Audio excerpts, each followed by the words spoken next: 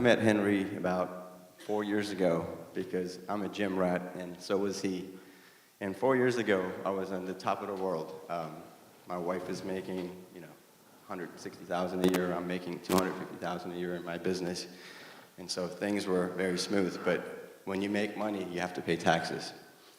And well, at that point, she's my ex-wife now. She's a tax attorney for the Department of Justice, appellate section. She's argued before the Supreme Court, and so she, with regards to taxes, and the reason there's a connection with Henry and her, and that's why I'm bringing this up, every time tax year came around, there was a big argument in the house because the more money you make, the more taxes you pay. And if you're married to a tax attorney, you pay every single cent. There's no gray line. I paid for everything, and so I hated having that as her as my accountant. So I went through like 3 different accountants, taxi and NEF, and every time it happened, there was, again, fights at the end of the year because, my business, towards the end of the year, we do more. So like in July, August, it's slow, but November, December, we're very busy. So we never calculated the what's it called, the quarterlies? Estimated taxes. So for me, when I hear taxes, it's like, it used to ring a negative tone in my body.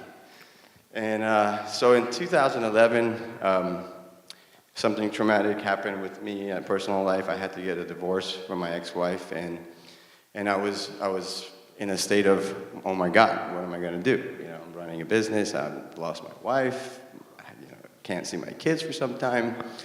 But I knew Henry from the gym, and like I said, my first impression when I saw him, and I didn't know him, I was like, why is he dancing by himself in front of 3,000, in front of all these people? How can he do that? Wow. So I admired that because, for me, it's like I have stage fright, and I could never do that. But once I got to meet him in the locker room and we started talking, and I knew he was an accountant, we had that human touch. I knew that when we talked, it was from heart to heart.